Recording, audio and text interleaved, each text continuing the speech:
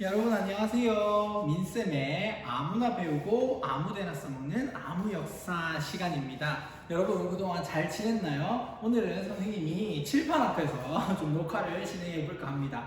그래서 오늘 주제는요, 일본의 대한제국 국권 침탈입니다. 우리 대한제국이 세워지고 나서 이제 사실 여러분들은 잘 알고 있죠. 우리가 어디에 식민 지배를 당했죠? 그렇죠. 일본이 식민 지배를 하게 되는데, 우리가 국권, 즉 나라의 주권을 어떻게 빼앗겨 갔는지 그 과정에 대해서 오늘은 살펴보도록 하겠습니다. 그래서 첫 번째, 국권의 침탈 과정이 어떻게 되었는지에 대해서 한번 살펴보도록 합시다. 국권의 침탈 과정입니다.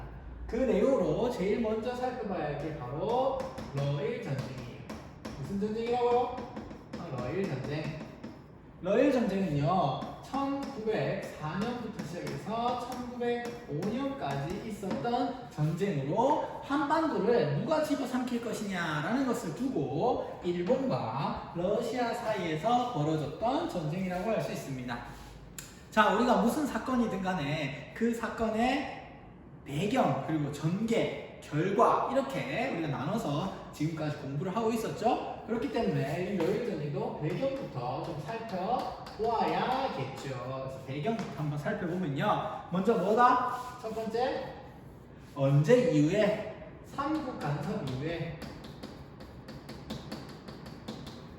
삼국 간섭 이후에 어디에 영향력이 증가했다? 러시아의 영향력이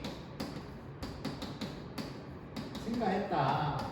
특히 중간에 을미사변이나 을미개혁 때문에 일본의 영향력이 증가한 시기도 있었지만, 뭐 이후에는 확고히 러시아 영향력이 증가했죠. 그렇죠. 고종이 나 일본이 너무 무서워, 러시아 나 좀 도와줘, 나 좀 신변 좀 보호해줘, 살려줘 라고 하면서 어떻게 했습니까? 아간 파천을 결정하게 되죠. 이 아간 파천 이후에는 더 어떻게 되겠어? 러시아가 더 엄청 잘 나가게 된다. 러시아가 훨씬 더 영향력을 많이 끼치게 된다. 그 결과 우리가 무슨 얘기를 했었습니까? 한반도를 두고 러시아하고 일본하고 세력이 비슷해지면서 그 틈을 타서 고종이 뭘 선포할 수 있었다? 대한제국을 선포할 수 있었다라는 얘기도 했었습니다. 왜냐면 한반도를 놓고 러시아하고 일본이 서로 어떻게 된다? 세력이 비슷해지면 어느 누구도 우위를 점하지 못하면 함부로 못 나서고 간섭을 많이 못하니까 그 틈을 타서 뭐 할 수 있었다? 대한제국을 선포할 수 있었다, 이런 얘기도 했었습니다. 자, 그러니까 일본은 이제 그 한반도로 그렇다고 해서 러시아한테 포기하고 넘겨줄 수는 없잖아요. 그래서 어떻게 한다? 일본은 뭘 준비한다? 전쟁을 할 준비를 합니다. 우리가 언젠가는 러시아하고 싸워서 이겨야지. 그런데 우리 청나라하고 싸웠을 때하고 달리 그래도 러시아는 뭐다? 유럽의 국가인데 우리가 함부로 전쟁을 일으켰다가 이길지 질지 모른다. 그렇기 때문에 준비를 해야 된다. 내 편을 많이 만들어 놔야 러시아한테 우리가 이길 수 있다라고 생각을 하고 일본은 제1차 영일동맹을 맺습니다. 자, 영일동맹이라고 하면 어디하고 어디? 그렇죠, 영국하고 일본이에요. 우리가 거문도 사건 할 때 나왔던 것처럼 러시아하고 관계가 안 좋은 나라가 바로 영국이었잖아요. 그래서 일본이 나의 적이 러시아인데 나의 적인 영국은 뭐가 될 수 있다? 친구가 되고 동맹이 될 수 있다라고 생각하고 러시아의 적이었던 영국을 어떻게 했습니까? 포섭해서 동맹을 맺게 되고요.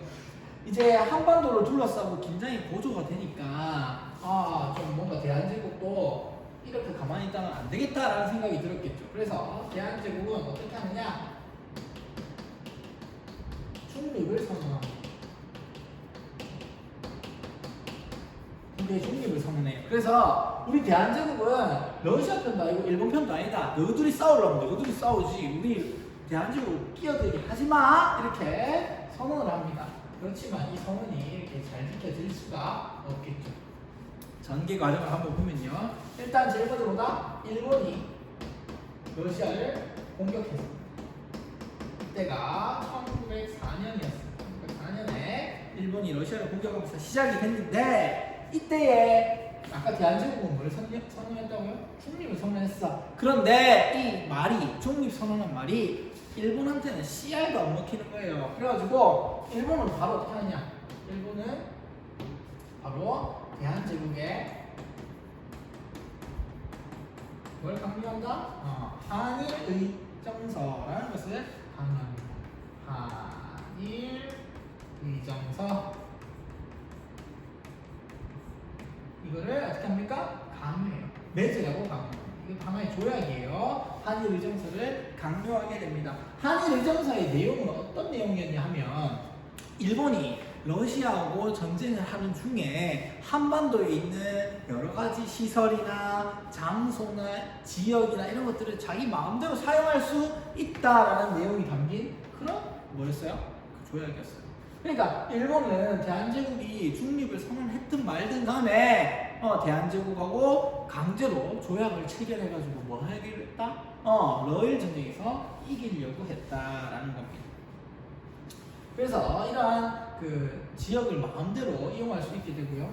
여기 넘겨볼게요. 그 다음에 어떻게 되느냐 하면 제1차 한일 협약을 또 강요합니다. 자, 제1차 처음으로 맺은 한국, 대한제국하고 일본 간의 협약이다 라는 겁니다. 이 내용은 또 어떤 거냐면 재정과 선생님 저 적어볼게요. 재정 분야, 그러니까 돈과 관련된 거, 돈과 관련된 것과 외교 분야에 무엇을 파견한다? 고문을 파견한다. 당연히 이 고문은 누구 어떤 나라 고문이겠어요? 일본이 고문이겠죠. 이 고문이라고 하는 거 우리가 그 아까 저번에도 얘기했죠. 전기 막 의자는 으악 하는 이런 고문, 막 신체적인 고문을 얘기하는 게 아니고 자문을 해주는 사람. 우리 이런 거 어떻게 해요? 라고 막, 이렇게 하세요. 라고 이야기해주는 그런 사람을 얘기하는 거예요. 근데 참고로 우리나라 대한제국이 일본한테 고문 좀 파견해주세요. 얘기한 적은 없어요. 자기들 마음대로 했습니다. 그래서 이걸 우리가 뭐라고 부르냐면 고문정치라고. 고문정치가 제1차 한일협약을 통해서 시작됐다. 이 말은 곧 뭐겠습니까? 고문정치를 한다라는 말은 다른 말로 바로 내정간섭을 하겠다. 대놓고 내정간섭을 한다라는 얘기는 못하고요. 재정하고 외교 분야에 있어서 너가 좀 도와줄 테니까 간섭 좀 받아라. 누구한테 좋은 거야. 이런 식으로 약간 좋은 말로 살살 꼬드겼던 거죠. 그리고 나서 이제 어떻게 됐느냐? 전쟁에서 어디가 일본이 유리한 상황으로 흘러갑니다. 자, 유리한 상황으로 흘러가면 어떻게 되겠습니까? 일본이 더욱더 한국을 이제 치고 삼킬 작정을 하고 달려들겠죠. 그래서 일본이 어떤 행동을 하느냐 하면 일본은 미국과 가스라 테프트 이야기라는 걸 했습니다. 일본 사람 가스라하고 미국 사람 테프트하고 약속, 조약을 맺었는데 이게 비밀 약속입니다. 그래서 우리가 뭐라고 부른다? 가스라 테프트 밀약이다라는 것을 이라고 얘기합니다. 자, 이 내용은 어떤 내용이냐면요. 일본은 누구를 먹는다? 한국 가져간다. 대한제국 가져간다. 한국 먹는다. 그리고 대신에 미국은 뭐 먹는다? 필리핀 먹는다. 이렇게 서로 약속하는 거예요. 일본은 한국 먹을게, 미국은 필리핀 먹을게. 서로 터치하지 말자. 서로 암묵적으로 동의해주자, 인정해주자. 이렇게 얘기를 했던 게 바로 가스라 테프트 밀약이에요. 제1차 영일 동맹에 이어서 일본은 어디까지 포섭했다? 미국까지 포섭을 해 나가게 되고요. 그 다음에 이어서 영국과 뭐 한다? 제2차 영일 동맹을 맺습니다. 영일 동맹을 맺어서 동맹을 강화해 나가는 모습을 보입니다. 그래서 이 사람들로부터 뭐 한다? 한반도에 지배권을 어떻게 한다? 지배권을 인정받았다.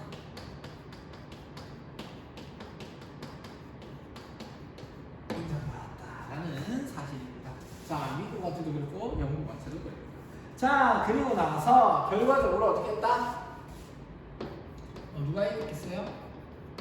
결과적으로 누가 이겼다? 일본이 승리했습니다. 다시 적을게요. 일본이 승리를 하게 됐다. 자, 우리가 전쟁을 하면 승전국이 있고 이긴 나라가 있고 패전국이 있고 진 나라가 있어요. 이 두 나라 사이에 이긴 나라는 뭘 가져가고 진 나라는 뭘 줄 것인가 하는 조약을 맺는 데 있어요. 그게 우리가 강화 조약이라고 했는데요. 이 조약이 바로 포츠머스 조약입니다. 사실 일본은요, 러일 전쟁에서 이기고 나서 이 포츠머스 조약을 맺었는데 사실상 돈이나 땅이나 뭐 진짜 그 배상금 같은 거는 거의 받은 게 없어요.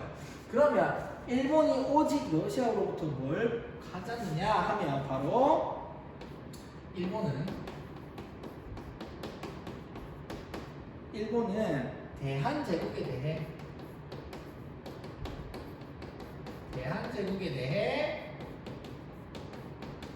뭘 가진다? 정치적이고 군사적이고 경제적인 뭐한 권리를 가진다?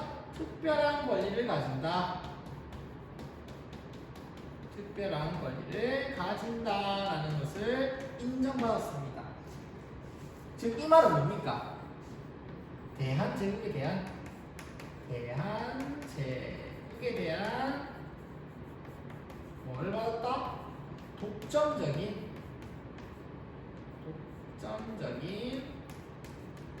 지배권을 인정받았다. 지배권을 획득했다라는 것을 알 수가 있습니다. 자, 여기까지 이해가 됩니까? 자, 일본이 어떤 식으로 뭐 왔느냐 하면, 자, 러시아하고 싸워야 해요. 일본이 싸워야 해. 근데 이렇게만 싸우면 이길지 이길지 모르니까 자기 편을 막 만드는 거야. 처음에 어디야? 영국하고 영일동맹, 제1차 영일동맹 맺었죠? 그리고 나중에 제2차 영일동맹도 맺습니다. 그리고 또 누구한테? 미국도 있는데 이 미국하고는 그냥 러시아를 미워해라 이게 아니라 뭘 주고 얻는다? 서로 가스와 테프트 미리약을 맺음으로써 어떻게 한다? 일본은 한반도를 가져가고 미국은 필리핀을 가져가는 이러한 약속을 함으로써 러일 전쟁을 이겨냈고요. 결국 이 러시아가 지게 되면서 러시아하고 무슨 조약을 맺었다? 포츠머스 조약을 맺게 되면서 마지막으로 한반도에 대한 독점적인 지배권을 얻어냈다라는 겁니다.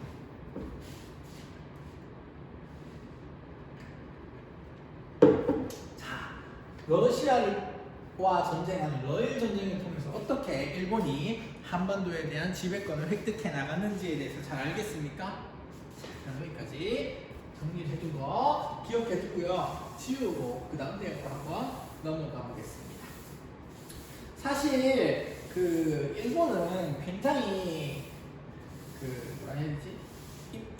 우리나라 입장에서 일본이 이렇게 이기는 게 굉장히 기분 나쁘지만 일본 한테는 굉장히 한반도 지배권 얻는 게 힘든 일이었어요. 그죠? 왜냐?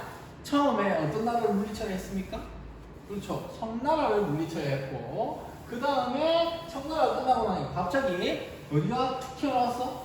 러시아가 툭 튀어나온 바람에 러시아까지 물리쳐야 했는데 이제 1905년 러일 전쟁이 끝난 시점에는 아무도 한반도를 놓고 일본하고 대결할 나라가 있었다? 없어졌습니다. 그래서 이제 자기들 마음대로 일본 마음대로 한반도를 진압해라 할 수 있게 되죠. 그것이 바로 을사조약입니다.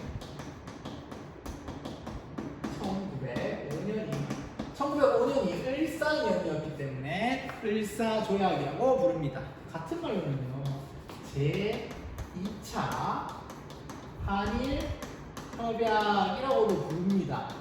또 다른 말로는요, 이 조약이 두 나라가 자발적으로 맺은 게 아니라 일본의 강요에 의해서 맺어졌다라고 해서 을사늑약이라고도 부릅니다.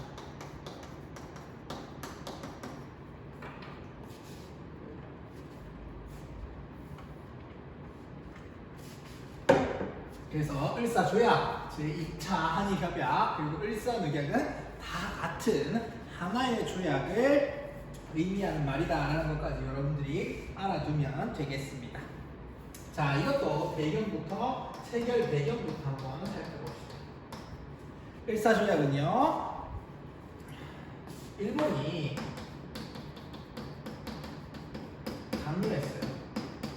예, 일본이 강요인데 여기에 누가 호응해 주느냐 하면 을사오적 5명의 을사조약을 맺게 한 5명의 아주 도둑놈과 같은 사람들이 있었는데 그 사람들이 누구냐 하면 박재순, 이지용, 이근택, 이완용, 권중현이라는 사람입니다. 여러분들이 근데 대표적으로 잘 아는 사람이 누구 있죠?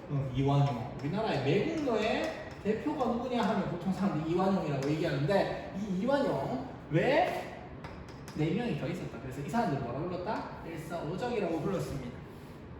그래서 고종은 사실 이거에 반대했어요. 반대했지만 결국에 을사오적 때문에 체결이 되고 말았다라는 거고요. 내용을 한번 살펴봅시다. 그 내용은 두 가지가 있습니다. 크게 대한제국의 외교권을 어떻게 한다? 박탈한다. 떨어졌네요. 박탈한다. 없애버린다. 대신에 외교권을 잃은 대신에 일본이 대한제국이 뭘 설치한다? 바로 통감부를 설치한다. 통감부를 설치한다라는 것이 이제 내용입니다. 통감부라고 하면 통감이라는 사람이 이제 등장을 하게 됩니다. 초대 통감부는 누가 오게 되느냐? 바로 여러분들이 잘 알고 있는 이토 히로부미.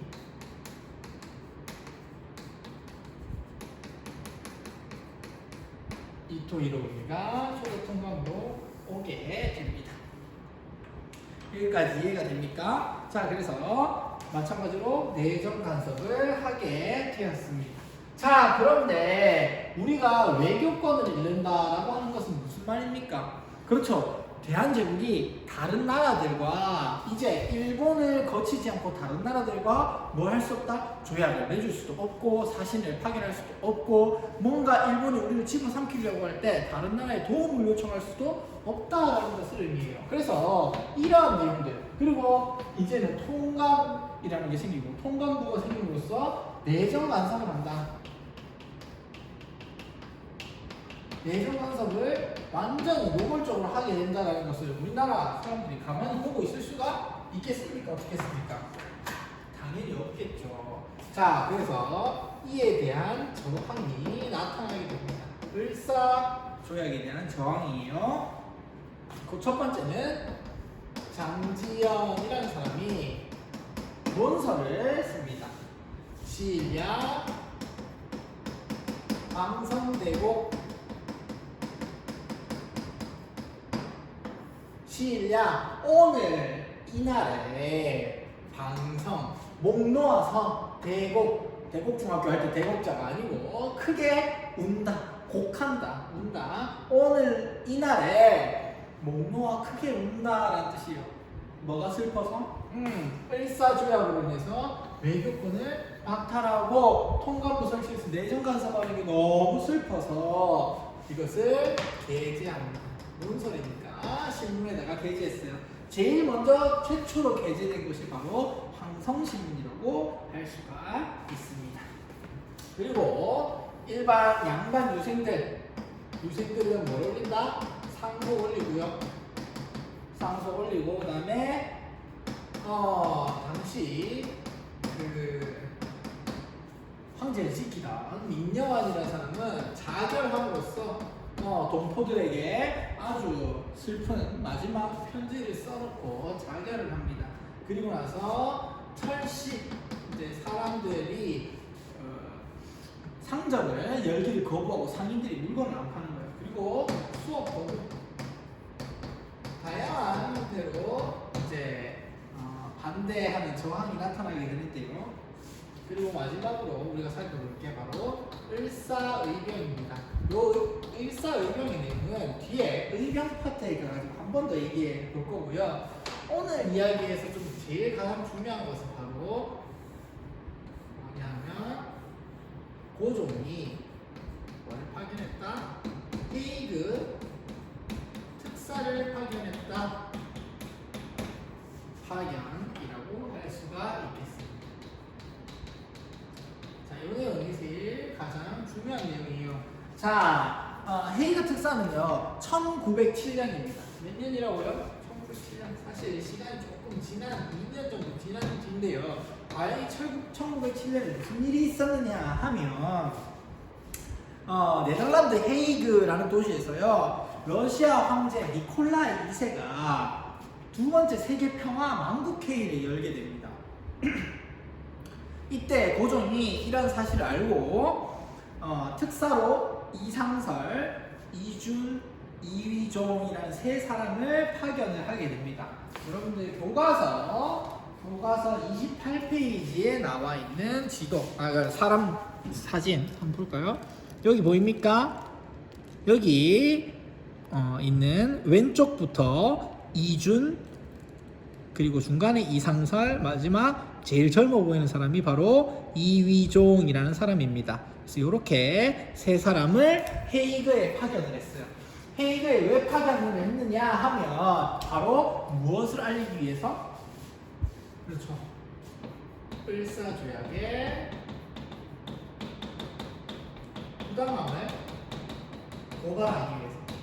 어디에다 고발해요? 전 세계에다가 모두가 모여있는 자리에서 이를 고발하기 위해서 헤이그 특사를 보내게 됩니다. 그러면 왜 이준, 이상설, 이위중이었냐 하면 먼저 이준은요 검사 출신이야. 그래가지고 법에 대해서 빠삭하게 잘 알아요. 그래서 이 을사조약이 법적인 근거로 봤을 때 왜 잘못됐는지에 대해서 설명을 잘 할 수 있는 사람이었고요. 그 다음에 이상설이라는 사람은 그 당시에 을사조약 체결 당시에 실무 관리였어요. 그래서 그 당시에 을사조약을 맺을 당시에 어떻게 일본이 강압적으로 했고 어떻게 일본이 뭐였다? 굉장히 부당하게 조약을 체결했는지 증언해 줄 수 있는 사람이었고요. 마지막으로 그 제일 젊은 이위종이라는 사람은 자기 아빠가 러시아 공사였어요. 그래서 외교관이었어요. 그래서 외교관의 아들이었기 때문에 젊었을 때부터 외국에 많이 돌아다녔어. 그래서 외국어를 아주 능통하게 잘했는데 우리 놀랍게도 이 당시에 이위종은 7개 국어를 할 수 있었다고 합니다. 그래서 굉장히 언어에 능한 사람이었어요. 그래서 이제 통역을 잘할 수 있는 이위종하고 그 다음에 그 당시를 증언해 줄 수 있는 이상설하고 그리고 법적으로 딱딱딱 뭐가 을사조약이 잘못됐는지 얘기해 줄 수 있는 이준하고 세 명이서 트리오가 돼가지고 이제 딱 출격을 하게 됩니다. 그런데 사실은 그 침략 야욕을 폭로하고 을사조약의 부당함을 이야기하려고 하였으나 회의장에 들어가지를 못했어요. 왜 회의장에 못 들어갔냐면 일단 첫 번째 일본이 가만히 냅두겠습니까? 안 냅두죠. 일본이 못 들어가겠어. 그리고 다른 나라들도 이미 어떻게 했습니까? 영국이나 미국 같은 나라는 일본 편에 포섭이 됐기 때문에 별로 시큰둥한 거야. 그리고 다른 나라들도 별로 크게 관심이 없는 거예요.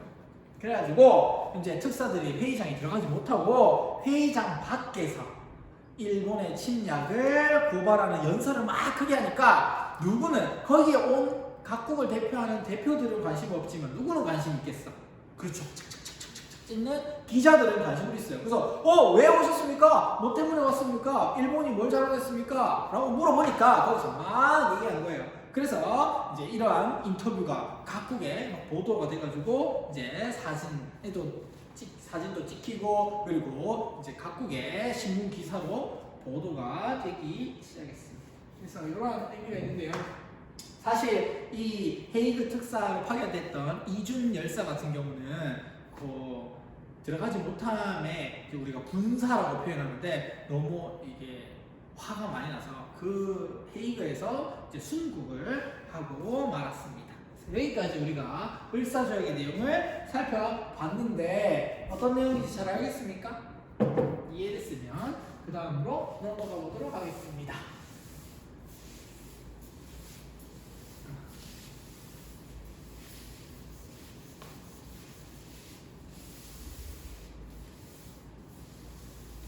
칠판에다가 적으니까 이게 조금 별로네요, 그죠? 선생님 얼굴 보면서 설명드리기 조금 더 좋을 것 같아서 칠판에서 해봤는데 칠판이 또 별로인 부분도 있긴 있네요. 자, 세 번째 을사조약 이후에 국권 침탈 과정을 살펴보도록 하겠습니다. 1907년 뭐가 파견된다? 헤이그 특사 파견했는데 일본이 이걸 가지고 가만히 냅둘 수가 없겠죠. 그래가지고 이제 일본은 어떻게 했느냐? 이거 깜찍한 고종 봐라. 네가 우리 일본한테 이렇게 한 방 먹였단 말이지. 고종 너 퇴위야 퇴위. 너 이제 황제 하지마 하면서 고종이 강제 퇴위를 시켜버린다. 강제 퇴위했다라고 하면 그 다음에 누가 오르냐? 고종의 아들이었던 순종이 즉위하게 됩니다.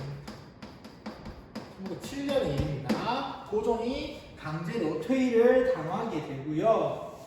그 다음에 이에 이어서 일본은 뭘 강요하느냐 하면 한일 신협약,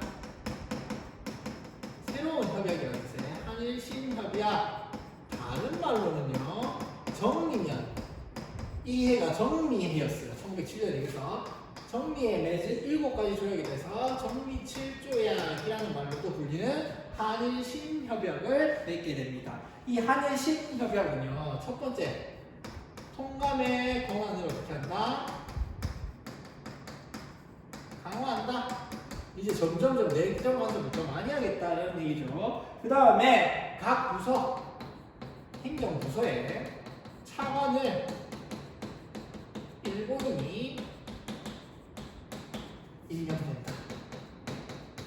그래서 이걸 우리가 뭐라고 부르냐면 차관을 일본이 임명한다 해서 이것을 차관 정치라고 부릅니다. 차관 정치를 해놨다. 그래서 완전히 어떻게 된다? 내정을 장악하게 된다. 내정을 장악하게 된다.까지 살펴보면 될 것 같고요. 그 다음에 이제 순서는 이제 사법권 뺏어갑니다. 박탈하고요. 그 다음에 뭐 뺏어간다? 경찰권 뺏어간다.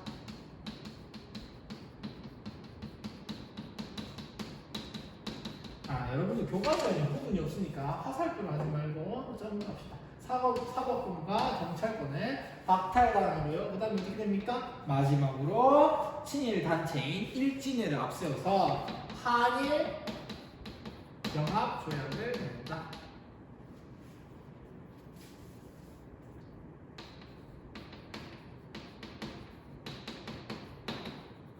이 해가 1910년 8월 29일입니다.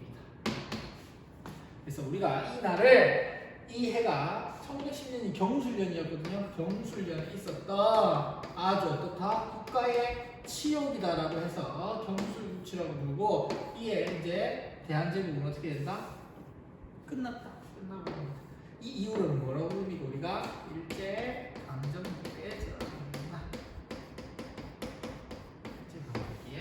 들어가게 된다라는 것까지 여러분들이 알아두면 되겠습니다.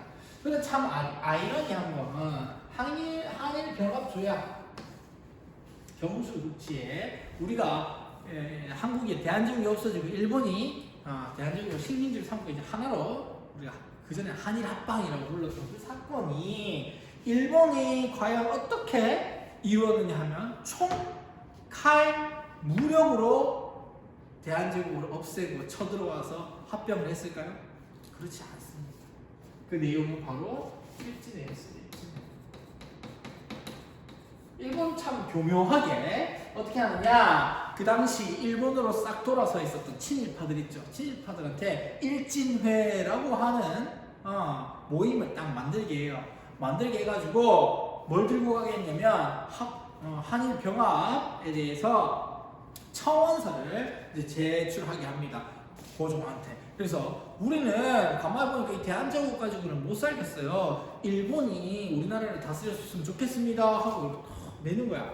그래서 겉으로 모양 좋게는 어떻게 됐다? 너무너무 일본의 지배를 받고 싶은 한국인들이 일본한테 지배를 요청했고 일본 천황과 일본 정부는 어쩔 수 없이 한국이 원하니까 어떻게 했다?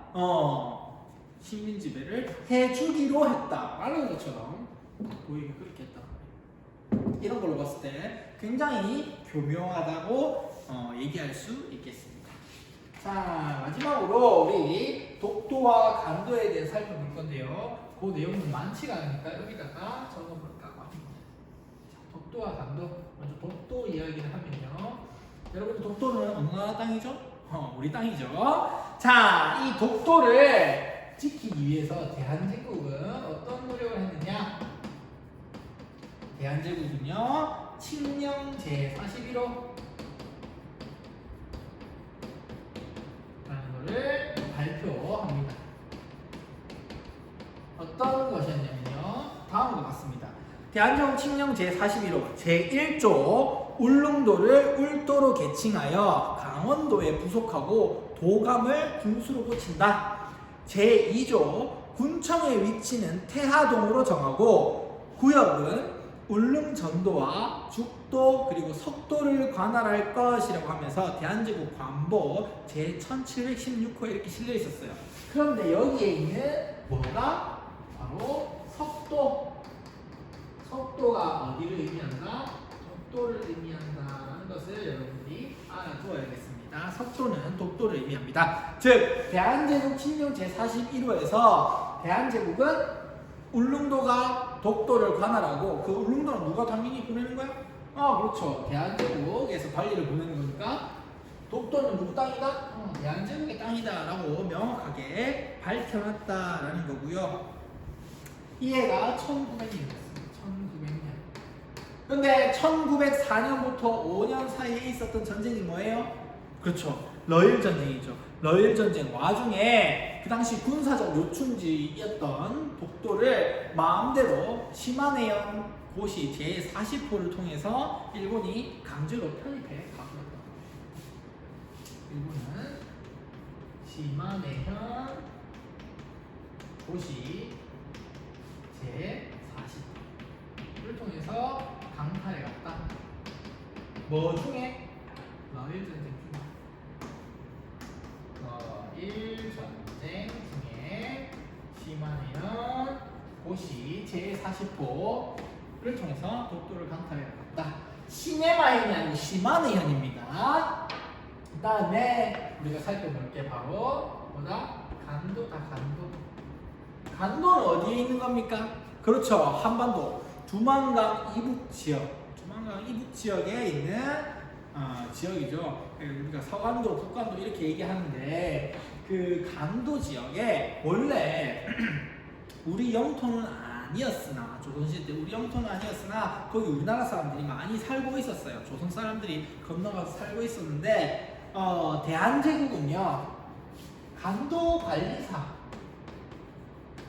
라는 것을 파견해서 그 간도 지역에 있었던 우리나라 사람들을 관리할 수 있도록 이렇게 했고요. 그리고 어떻게 했느냐? 함경도에 편입을 해가지고 관리를 하고 있었습니다. 그런데 우리가 러일 전쟁 이후에 맺어진 무슨 조약? 그렇죠. 을사조약 이후에 뭘 뺏겼다고 했죠? 외교권을 뺏겼다 했어요. 우리는 다른 나라하고 조약을 맺을 수 없어. 누구를 통해야 맺을 수 있어? 일본을 통해 맺을 수 있어. 라는 걸 이용해가지고 일본이 그 당시 청나라로부터 만주 지역의 철도 부설권을 얻기 위해서 그 대가로 청나라하고 뭘 맺어버렸다? 간도 협약을 맺어버렸다. 그래서 누구한테 줘버렸다? 청나라에 이 간도를 싸그리 넘겨버렸다라는 것이 됩니다. 이 해가 1909년이에요. 일본이 우리 독도에 우리 땅을 가져가는 것도 물론이고, 대한제국이 파견을 해가지고 편입을 해서 관리사를 보내고 있던 간도를 을사조약을 핑계 삼아 청나라하고 간도 협약을 맺어서 간도를 넘겨줘 버렸다 라는 것까지 우리가 살펴보면 되겠습니다. 사실 오늘 내용이 오늘도 조금 많았는데 여러분들이 차근차근 정리를 해가면 좋을 것 같고요. 특히 선생님이 하나 팁을 주자면 큰 빈종이 같은 거에다가 오늘 내용 같은 경우는 시간 순서대로 쭉 진행되는 게 많거든요. 시간 순서대로 쭉 진행이 되니까 화살표를 끌어가면서 뭐 다음에는 뭐 다음에 뭐가 일어났고 어떻게 됐고 이런 식으로 정리를 해보는 것이 좋겠습니다. 역사는 사실 하나의 흐름이라고 볼 수 있거든요. 그래서 우리가 큰 흐름을 세워둡니다. 요 사건부터 이렇게 흘러갔다 라고 하는데 우리가 중간중간에 배우는 내용들이 그 사이사이에 들어가는 내용들일 수도 있단 말이에요. 그래서 항상 여러분들 기본 틀을 유지하되 새로운 사건이나 사실들은 중간중간에 잘 끼워 넣는 그런 연습을 하기를 바라겠습니다. 자, 오늘도 고생 많았고요. 다음 시간에는 일본이 이렇게 우리를 국권을 침탈해 갔으니까 이에 반대하는 국권을 수호하는 운동, 국권 수호 운동에 대해서 살펴보도록 하겠습니다. 자, 여러분들 고생 많았고요. 다음 시간에 만나기로 합시다. 안녕.